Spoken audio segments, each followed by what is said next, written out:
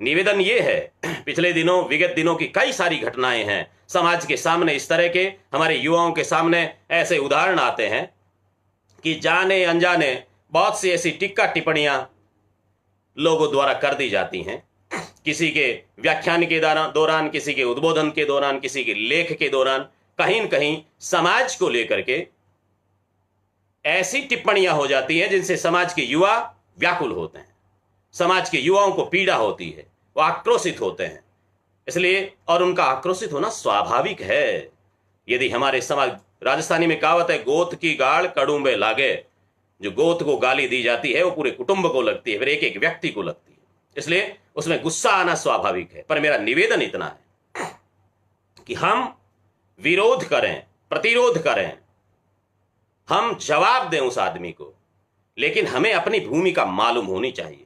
चारण को समझने के लिए पहले हम लोगों को समझना पड़ेगा, क्योंकि वर्तमान परिप्रेक्ष्य में जो लोग बात कर रहे हैं कि आप अतिरंजना का काव्य लिखते थे, प्रशस्तियां थी, फला था, ये था, वो था, जो लोग कहते हैं, उनसे आप ये समझिए कि चारण की भूमिका को वर्तमान परिदृश्य में यदि हमें समझना है तो पूरा का पूरा इतिहास एक साथ रखिएगा। और वर्तमान परिदृश्य में 4 बिंदु में निवेदन करना चाहता हूं। यदि आज के 4 बिंदुओं को आपने समझ लिया तो फिर हर एक को विगत के चारण के कर्तव्य को, चारण के दायित्व को और चारण द्वारा किए गए काम को आप जस्टिफाइड कर सकेंगे, न्यायोचित सिद्ध कर पाएंगे।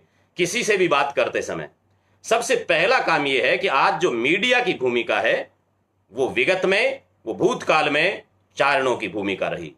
आज का मीडिया जो कुछ करता है वो चारणों ने किया। हमारा मौखिक मीडिया था और हम काव्य में सारी बात करते थे। आज के मीडिया की खबरें शाम तक पुरानी पड़ जाती हैं, लेकिन चारणों के मीडिया ने, चारणों ने जो कुछ कहा, जिन सूचनाओं को, जिन घटनाओं को अपने तरीके से समाज के सामने रखा, उनको काव्यमयी रखा, इसलिए जन जन के कंठ का हार बन गई। और विगत पीढ़ियां बीतने के बाद भी वो आज भी लोगों के कंठ से उच्चरित होती है। बड़े शौक से हम बात करते हैं कि उस समय में ऐसी घटना हुई थी।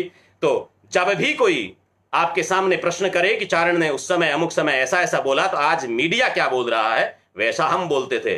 इसलिए हमें ऐसे उदाहरण भी आएंगे कि एक व्यक्ति की, एक राजा, एक कोई बड़ा व्यक्ति है जिसके विषय में हमने पहले उसके विषय में अच्छा कहा है, उसको भला बताया है, लेकिन बाद में हो सकता है उसको बुरा बता दिया गया हो। लेकिन आप मीडिया की भूमिका देखिएगा, जिस दिन शासक, जिस दिन मंत्री, जिस दिन प्रशासनिक अधिकारी, ब्यूरोक्रेट अच्छा काम करते हैं उनकी सराहना करते हैं, और जिस दिन उनसे गलती होगी तो हम उनकी गलती बताएंगे। इसलिए चारणों का साहित्य दोनों तरफ मिलेगा, सर भी मिलेगा, विसर भी मिलेगा। अच्छा हुआ हमने सराहना की, यदि गलत हुआ वहां हमने चेतावनी दी।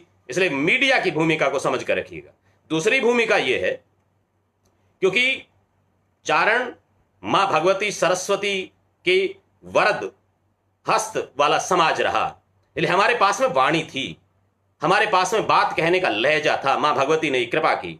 इसलिए आज की पार्टी में कोई जैसे प्रवक्ता होता है, उसी तरह से किसी संस्था का प्रवक्ता होता है, किसी पार्टी का प्रवक्ता होता है, उसी तरह से चारण उस राज के प्रवक्ता हुआ करते थे। उनसे राय, मंत्रणा, मशविरा सब कुछ चीजें होती थी, और वो समाज, राज की रीति नीतियों को समाज के समक्ष रखता था। इसलिए उसको बोलना होता था, और वो जो कुछ बोलता था वो राज की भाषा बोलता था।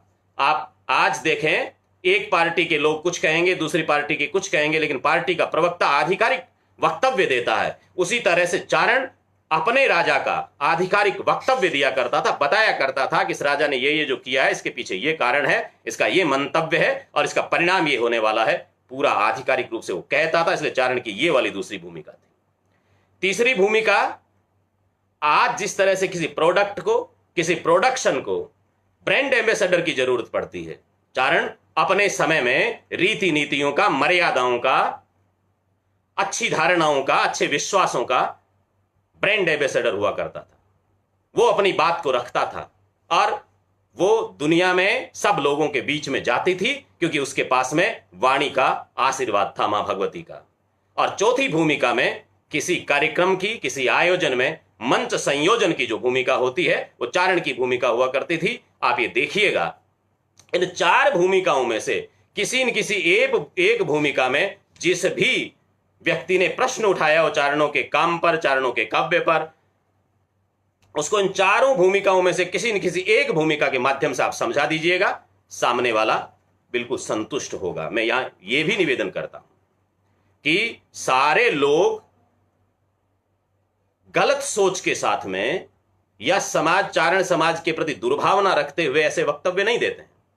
जाने अनजाने में होते हैं, भूल से भी। इसलिए कोई जानबूझ के भी कहता तो पहले हमें यह मानना चाहिए कि उसने भूल से कहा है। हम लोगों को उसे सप्रमाण जवाब देना चाहिए, निश्चित रूप से पूछना चाहिए, इग्नोर नहीं करना चाहिए।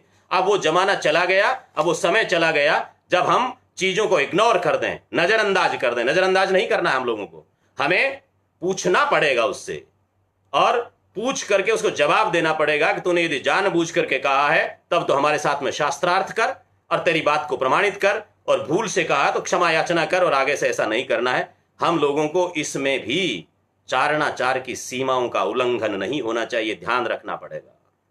हम दूसरों की तरह रेसिड नहीं हो सकते, जिद्दी नहीं हो सकते, किसी बात को पकड़ करके बैठ जाएं ऐसा ही होगा, ऐसे वाले हम नहीं हैं। हम अपनी बात को तर्क के साथ में सप्रमाण प्रस्तुत करते हैं